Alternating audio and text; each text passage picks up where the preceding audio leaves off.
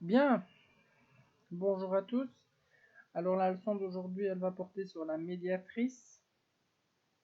Alors la médiatrice, c'est quoi? On va commencer par donner des définitions à cette médiatrice.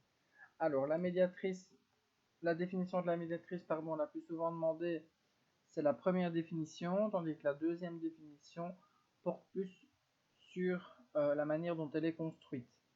Alors, la médiatrice, c'est le lieu des points équidistants des deux extrémités d'un segment. C'est-à-dire qu'on a un segment, on peut prendre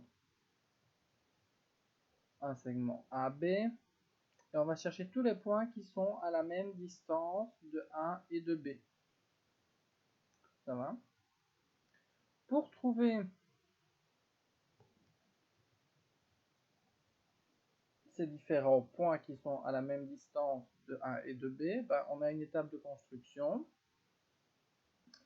C'est que la médiatrice, c'est la droite perpendiculaire au segment passant par son milieu.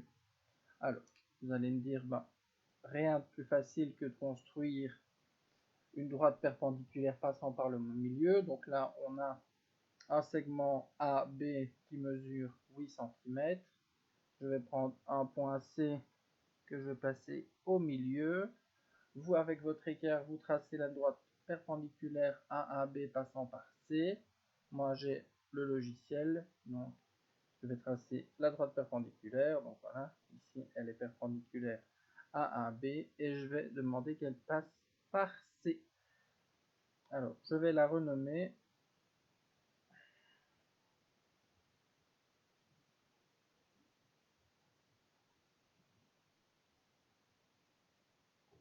M.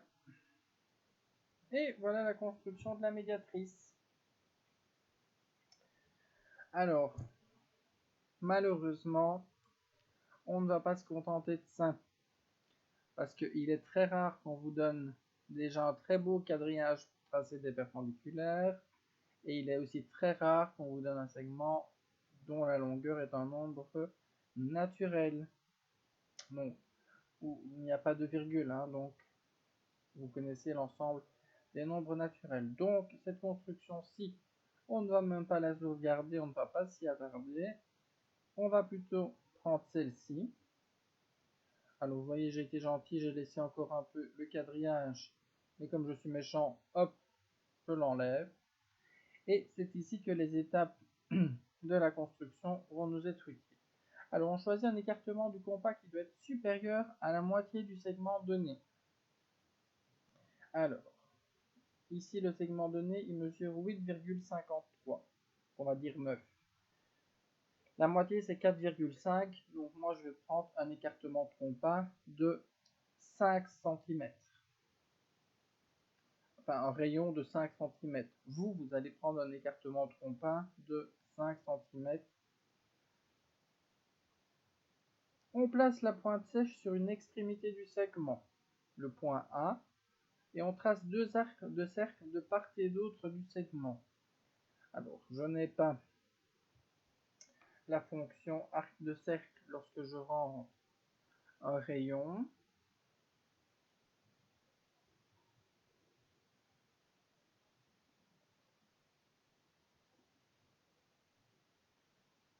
Si je fais demi-cercle, non, ça ne marche pas.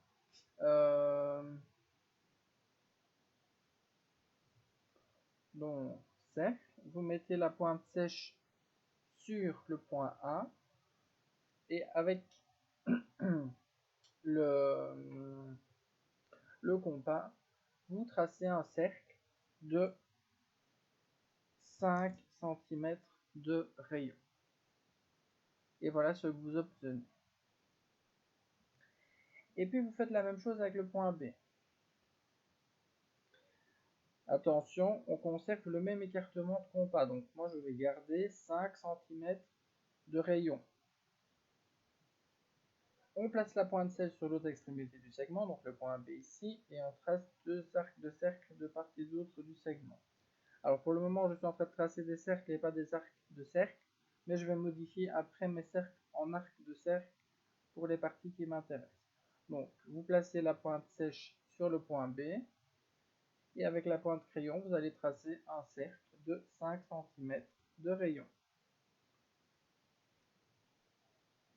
Alors, vous l'avez certainement déjà compris, les points qui m'intéressent sont les points d'intersection de ces deux cercles.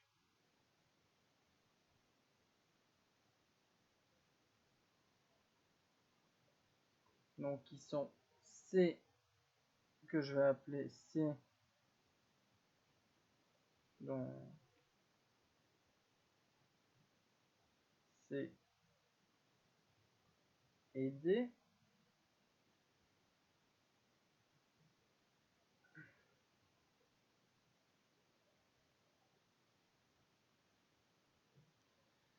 Hein, qui sont les points d'intersection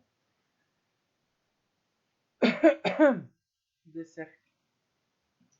Donc, qui sont les points d'intersection des cercles de centre A et de rayon 5 cm et de centre B et de rayon 5 cm. Alors, moi j'avais demandé de tracer des arcs parce que pour avoir les points C et D, il n'y a qu'une partie du cercle qui nous intéresse ici. Tout ça, ça ne nous intéresse pas. Donc moi je vais tracer maintenant des arcs de cercle qui vont m'intéresser en fait.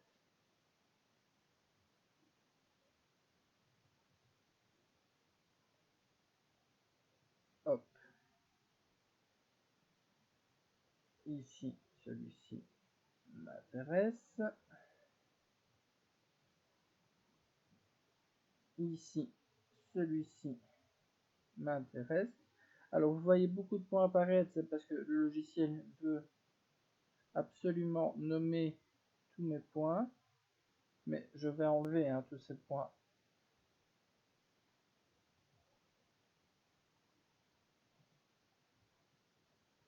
qui gênent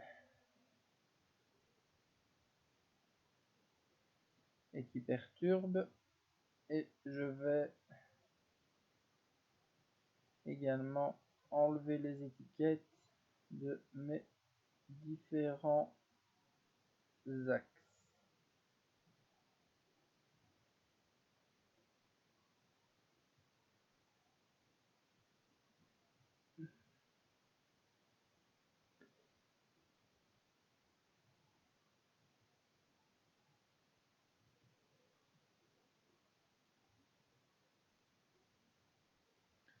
Hein, il a décidé de bugger un petit peu, c'est pas grave.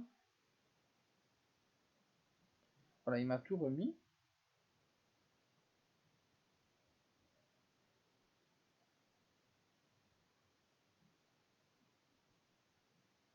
Donc, je vais recacher les différents points s'il veut bien. Je ne cache pas. Hop. Et je vais enlever les différentes étiquettes pour ne pas être perdu. Voilà. Alors, donc comme je disais, c'est les arcs de cercle qui nous intéressent et non pas les cercles. Donc qu'est-ce que je vais faire? Maintenant je vais cacher les cercles pour ne garder que les arcs de cercle. Une fois qu'on a ces deux arcs de cercle, on est déjà sûr que les points C et D, d'accord, sont à égale distance des points A et des points A et des points B. Ça va? Alors, on va revenir à l'étape de construction. Les quatre arcs de cercle forment deux intersections, donc deux nouveaux points, C et D, ok. La droite CD est la médiatrice du segment AB. Donc, je vais tracer une droite qui passe par C et par B, que je vais appeler, que je vais renommer, pardon,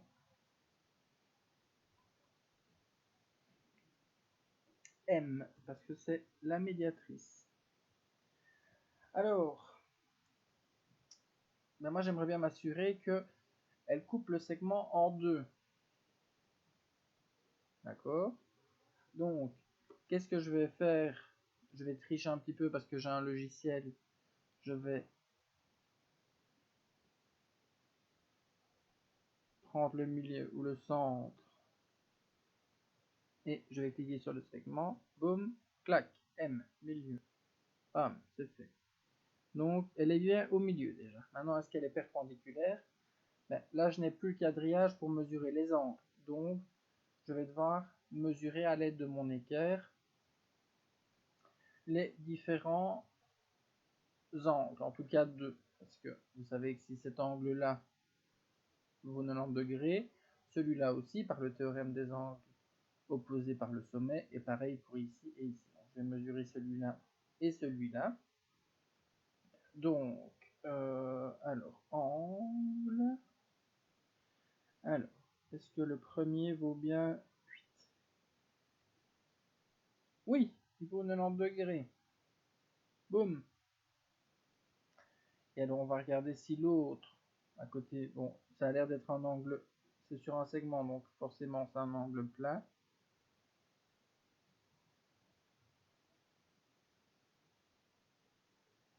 Donc, hop, ils sont opposés par le sommet, donc ils valent bien tous les deux 90 degrés.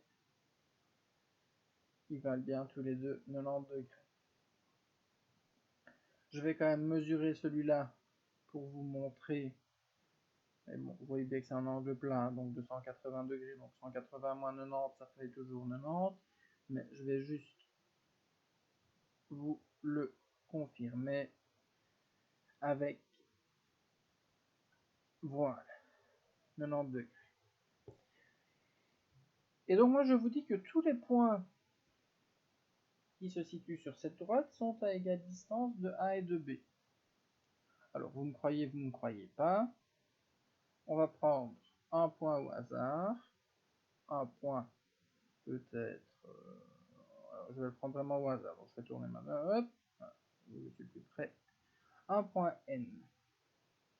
Et ce point N, eh ben, il est à égale distance de A et de B. Alors, on va tracer des segments. Donc on va tracer A, N et B, N. Alors,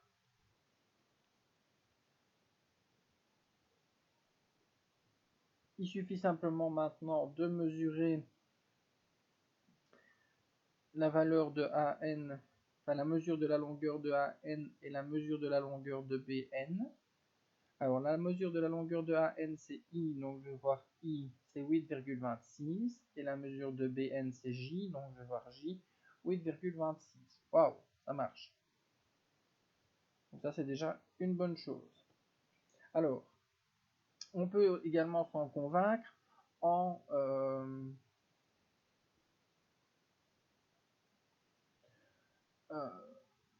plaçant un point de l'autre côté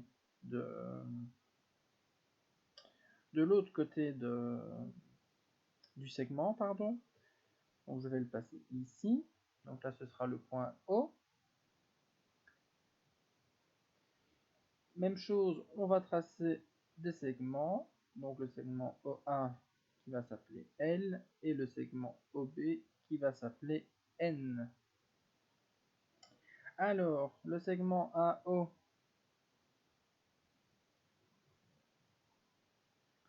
donc c'est L qui mesure 6,2 et le segment OB, c'est N, il mesure 6,02. Donc, la droite ici est bien la médiatrice du segment. Voilà. Alors, moi, je vais faire quelques petites modifications maintenant qui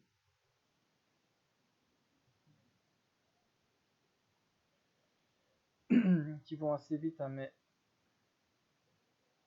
simplement pour dire que la mesure des longueurs des segments est la même. Donc, hop, on va mettre un petit codage ici. On va mettre un petit codage ici. On va mettre un codage de 2 ici. Et un codage de 2 ici. Voilà. Donc, ce qui veut dire que cette longueur-là est égale à cette longueur-là, que cette longueur-là et que cette longueur-là. Non, pardon, que la mesure de cette longueur-là est égale à la mesure de cette longueur-là et que la mesure de cette longueur-là est égale à la mesure de cette longueur-là. Voilà. Qu'est-ce qu'il me reste à faire? Il me reste à faire une petite capture d'écran. Il veut bien me le faire.